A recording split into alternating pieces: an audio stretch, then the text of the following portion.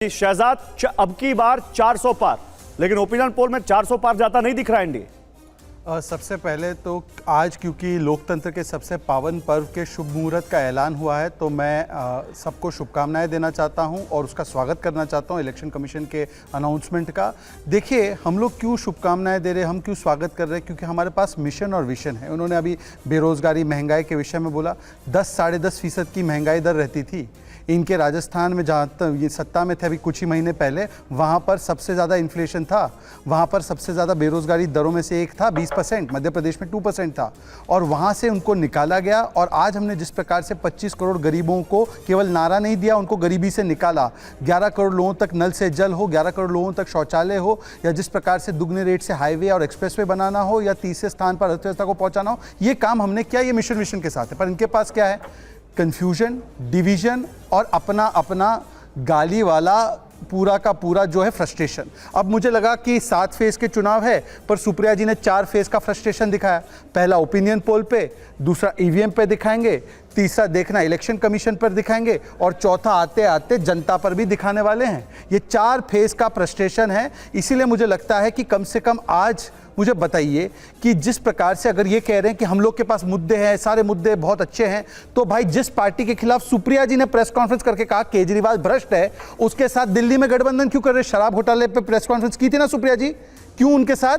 और भारत रत्न वापस मांगा था उन्होंने राजीव गांधी का। उन्होंने कहा था सिख दंगों का हत्यारा है वो राजीव गांधी। ये मेरे शब्द नहीं, उनके शब्द असेंबली में। मैं तो कहूंगा भी नहीं, मैं तो शहीद मानता हूं। 400 पार पे आपने नहीं बोला अभी तक। हाँ, मैं उसमें भी 10 सेकंड में बस उसमें आ रहा हूं।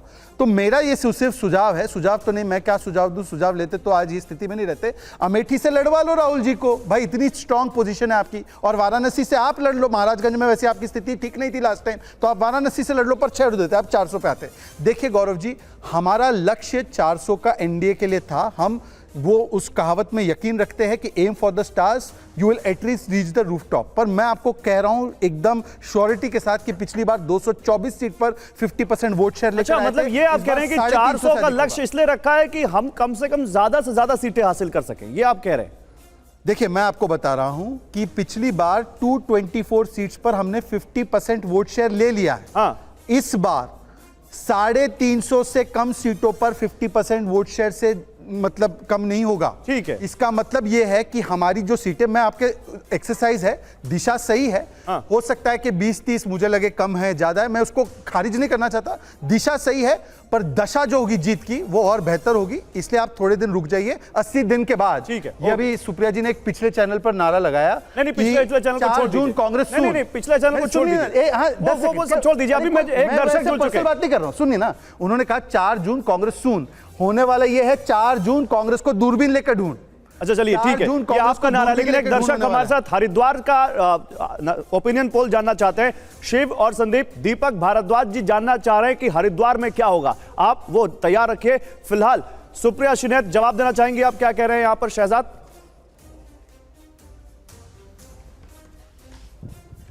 मैं आपके मंच से यहां पर बैठकर, यह देश कन्याकुमारी से कश्मीर तक है और असम से लेके गुजरात तक है, मैं आपके चैनल पर चुनौती देती हूं।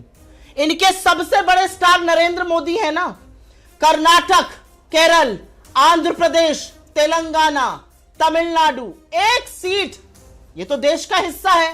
हिम्मत दिखाए, विंध्याचल के दक्षिण चले जाए, एक सीट पर चुनाव लड़के दिखा दें। नहीं दिखा पाएंगे। इसलिए नहीं दिखा पाएंगे क्योंकि देश को जिस तरह से विभाजित करने का काम किया है, उसका हिसाब जनता करेगी। मणिपुर पर आदमखोरों की भीड़ ने जो उन बेटियों के साथ किया, उसका हिसाब होगा। जो हमारी होनहार बेटियों को रौंदा गया सड़कों पर और ब्रजभूषण को गोदी में बिठाया गया, उसका हिसाब होगा। जो किसान टेनी के बेटे ने रौंदे और टेनी मंत्री बने रहे, उसका हिसाब होगा। रमेश बिंद, जो मजदूर कर्जे के नीचे दबकर आत्महत्या उसने की 48 घंटे पहले, उसका हिसाब होगा। रमेश पाल का हिसाब होगा, जो कहता है कि मेरी नौकरियां और मेरी डिग्री, नौकरी लग नहीं रही, डिग्री किस काम की, स्वाहा करके आत्महत्या कर लेता है। इस देश में हर घंटे 2 किसान, इस देश में हर घंटे 2 युवा इस आत्महत्या कर रहे हैं। जनता उनका हिसाब करेगी। इधर उधर की बातें, लच्छेदार चीजें, फालतू के स्लोगन, कोई फर्क नहीं पड़ता इन सब बातों से। ठीक है, ओके। मैं सिंपल सी बात कहना चाहती हूं, आप कुछ भी दम्भ भर लीजिए, देश की असलियत यह है, इसको बैल बोल के खत्म कर रही हूं। देश को इस कगार पर ले आए इतने सारे दम्भों और दावों के बावजूद कि 20% आबादी 46 रुपए रोज पर अपनी गुजर बसर कर रही है। आपके दफ्तर के बाहर 2 पानी की बोतलें नहीं मिलती हैं 46 रुपए में। शहजाद जवाब देंगे इसका, लेकिन जल्दी से हरिद्वार का क्या ओपिनियन पोल है ये जान लेते हैं। बताइए भाई, हरिद्वार का दीपक भारद्वाज जानना चाह रहे थे। शिव संदीप, दीपक भारद्वाज जी जानना चाह रहे हैं हरिद्वार का क्या होगा। हरिद्वार में बीजेपी 63.12%, इंडिया 23.45% है, अनडिसाइडेड वोट यहाँ पे 13.43%। मतलब दोनों को मिला दें फिर भी बीजेपी आगे जी, तो एक तरफा है बीजेपी आ गई आपके ओपिनियन पोल में हरिद्वार में, आप कह रहे हैं जहां बीजेपी ने अपना कैंडिडेट बदला है उसके बावजूद। राहुल जी, मैं इस पे छोटा जवाब दे दूं क्योंकि उन्होंने लंबा बोला। 10 सेकंड शहजाद आपके पास आएंगे। शहजाद उन्होंने आएंगे, 2 बार लेकिन बोल अभी दिया।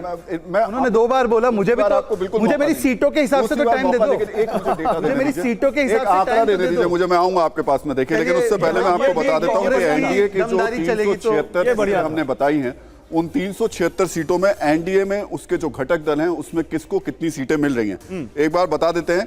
एनडीए को 376 सीटें हमने बताई हैं, उसमें बीजेपी को 333 सीट, जेडीयू को 15 सीट, शिवसेना महाराष्ट्र में जो हम जा रहे हैं वहां पर शिंदे गुट और एनसीपी जो अजीत पवार गुट है उनको 11 सीट, एलजेपी को 5 सीटें, आरएलडी को 2 सीट, एचएएम को 1 सीट, इसके अलावा जेडीएस को 1 सीट और टीडीपी 7 सीट। टीडीपी 7 सीट जो अभी अभी आई है गठबंधन में, वो यहां पर ये कुल मिलाकर 376 सीटें होती हैं। लेकिन इंडिया की बात कर लेते हैं, विपक्षी दलों का गठबंधन वो कहां कितनी सीटें कौन सी पार्टी हासिल कर रही है। कांग्रेस पार्टी को पिछली बार से कम सीटें मिलती दिख रही हैं, 48, डीएमके 23, शिवसेना उद्धव गुट और एनसीपी शरद पवार गुट मिला के 20 सीटें, टीएमसी 16 सीटें, आम आदमी पार्टी 11 सीटें, समाजवादी पार्टी 6 सीटें, आईयूएमएल 3 सीटें, सीपीआई 2 सीटें, सीपीआईएम 2 सीटें, एनसीपी 1 सीट, वीसीके 1 सीट। ये इंडिया का आपके सामने हम नंबर्स रख रहे हैं, इंडिया का जो पूरा चार्ट है। अब शहजाद आप बोल सकते हैं। हाँ, देखिए, बहुत छोटा संक्षेप जवाब। देखिए, मैं इनको चुनौती दूं, ये मुझे चुनौती दे, हम तो एक दूसरे के विरोधी है। इनके साथी ने इनको एक चुनौती दी है। केरल में लेफ्ट पार्टी ने कहा राहुल जी वायनाड छोड़ो, चुनौती लो और अमेठी में लड़ो। तो सुप्रिया जी, आप मुझे चुनौती दे, उसका क्या मतलब है? आपकी स्थिति महाराजगंज में लोगों ने आपकी चुनौती नहीं स्वीकारी, तो छोड़ दीजिए उसको। आप बोलिए लेफ्ट का चुनौती स्वीकारने का आपका कोई मूड है क्या?